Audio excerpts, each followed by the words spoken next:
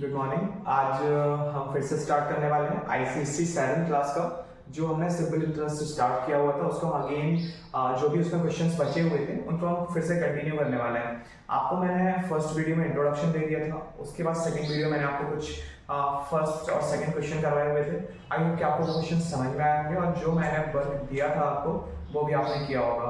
और please comment में जरूर बताया करें कि आपने वो वर्क किया है या नहीं किया। प्लीज़ जब आप सॉल्व करते हैं तो उसका जो भी आंसर आता है वो आप मुझे एक बार जरूर बताएं, ठीक है।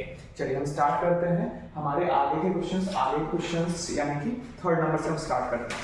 अब देखिए, आप लोग अपनी बुक लेके जरूर बैठे अपने साथ ताकि आपको क्वेश्चंस पता चलते रहे कौन सा क्वेश्चन हम कर रहे हैं। बाकी मैं आपको समझा तो दूंगा ही।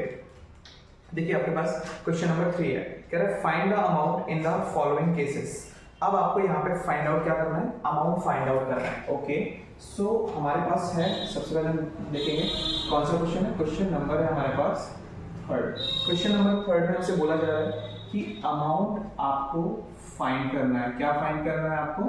अमाउंट फाइंड करना है। मैंने आपको बताया था कि कैसे आपको फाइंड और गिवन लिखना है, वो आप लिख लीजिएगा। मैं नहीं लिख रहा हूँ, जल्दी से थोड़ा सा आपको मैं बता रहा हूँ क्योंकि मुझे पूरी एक्सरसाइज कंप्लीट करानी है।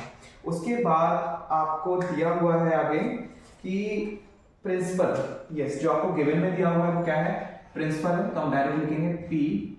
ओके, कितना दिया हुआ है 2400 रुपीज। कितना दिया हुआ 2400 रुपीज। ओके, इसके अलावा आगे बात करते हैं तो टाइम हमें कितना दिया हुआ है, टाइम हमें दिया हुआ है 7 इयर्स का।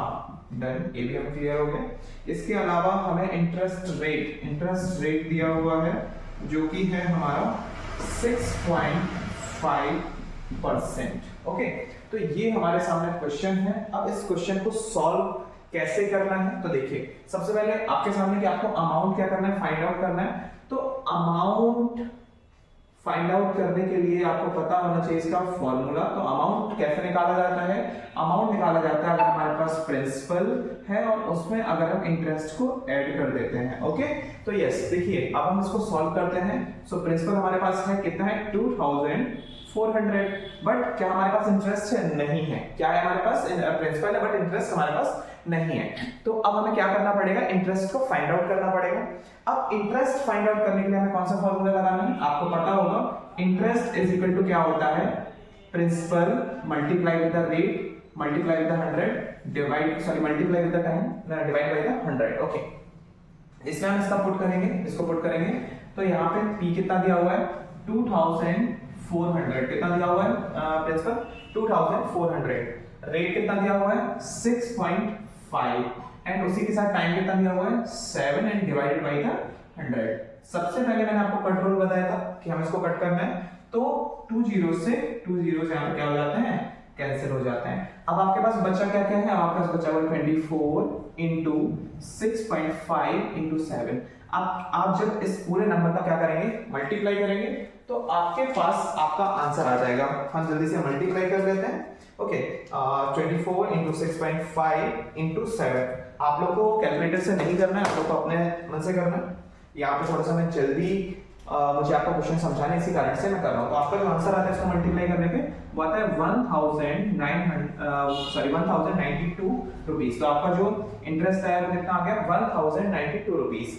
अब इसमें हम क्या करेंगे, इसको पुट करेंगे तो इंटरेस्ट हमारा कितना आया 1092 रुपीज। इसको जब हम ऐड करते हैं तो हमारा कितना आ जाता है 3492 and this is our amount. Okay, जो हमारे क्वेश्चन ने हमसे पूछा था, तो हमारे क्वेश्चन ने हमसे क्या पूछा था कि आपको अमाउंट बताना है। अमाउंट बताने के लिए हमारे पास फॉर्मूला होता है, हमें उसमें प्रिंसिपल और इंटरेस्ट को ऐड करना पड़ता है। और हमें प्रिंसिपल दिया हुआ था, इंटरेस्ट नहीं दिया हुआ था। तो हमने क्या किया, इंटरेस्ट को हमने I = PRT/100 वाले फॉर्मूले से निकाला। फिर हमने क्या किया, उसके प्लेस पे उसको पुट कर दिया। देन हमने यहाँ पे एडिशन किया। एडिशन करने पे हमारा जो आंसर आता है वो आता है 3492। ठीक है, इस तरीके से आप इस क्वेश्चन को सॉल्व कर सकते हैं। इसको जल्दी से नोट कर लीजिए, फिर हम दूसरा क्वेश्चन करते हैं।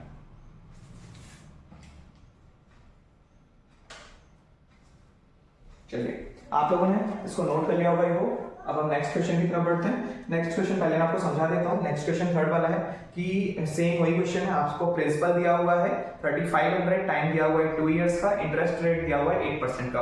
अगेन जैसे हमने ये वाला क्वेश्चन किया वैसे ही आपको थर्ड वाला क्वेश्चन भी करना है, ठीक है।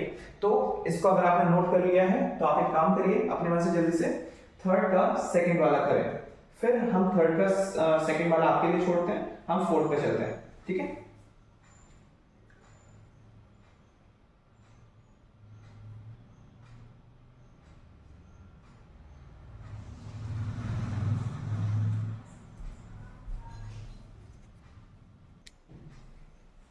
ओके, सो यहाँ पे थर्ड क्वेश्चन मैंने आपको थर्ड का ए समझाया हुआ है, बी नंबर आपको खुद से करना है, और जब उसका आंसर आ जाए तो आप जरूर कमेंट बॉक्स में मुझे आंसर बताएं और अपनी कंफर्मेशन जरूर दें कि आपने उस क्वेश्चन को किया हुआ है। अब हम बढ़ते हैं नेक्स्ट क्वेश्चन की तरफ। आपका क्वेश्चन नंबर है 4। ओके, तो क्वेश्चन नंबर जो 4 है, क्वेश्चन नंबर 4 में दिया हुआ है, find the sum of money on which the interest equal. देखिए सम ऑफ मनी पूछा हुआ है, सम ऑफ मनी का मतलब मैंने आपको इंट्रोडक्शन वीडियो में बताया हुआ था, उसमें मैंने आपको बताया था सम ऑफ मनी का मतलब क्या होता है। सम ऑफ मनी का मतलब होता है प्रिंसिपल।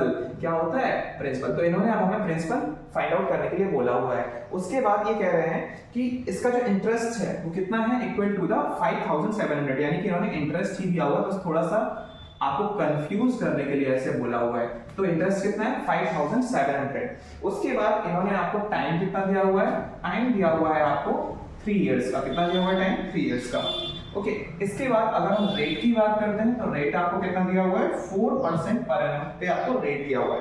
अब आपको क्या करना है, इसमें आपको बताना है कि आखिर आपका सम ऑफ मनी यानी कि प्रिंसिपल आखिर कितना आएगा।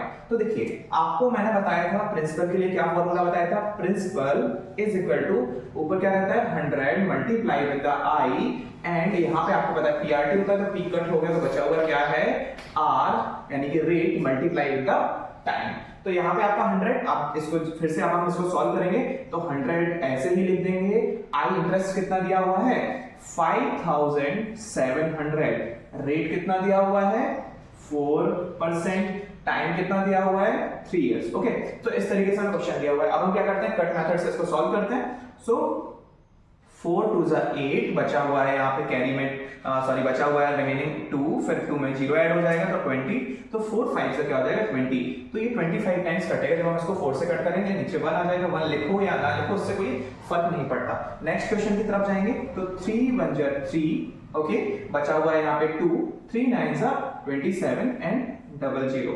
इस तरीके से यहाँ पे 1 का कोई मतलब नहीं था, ऑलरेडी मैं आपको प्रीवियस वीडियोस में बता भी चुका हूँ। अब बचा हुआ क्या है हमारे पास? 25 मल्टीप्लाई विद द 1900। ओके, तो अब आप इसका मल्टीप्लाई करेंगे एंड आपका आंसर आ जाएगा। ओके, मैं आपको मल्टीप्लाई करके बताता हूँ, तब तक आप भी मल्टीप्लाई करिए।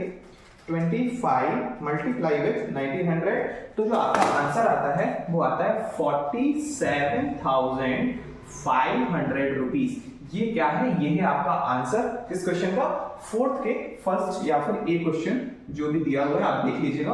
फोर्थ के फर्स्ट क्वेश्चन का आंसर आपको मैंने बता दिया। ओके, एक बार फिर से समझा देता हूं। आपको बोला गया है कि यहाँ पे आपको सम ऑफ मनी फाइंड करना है।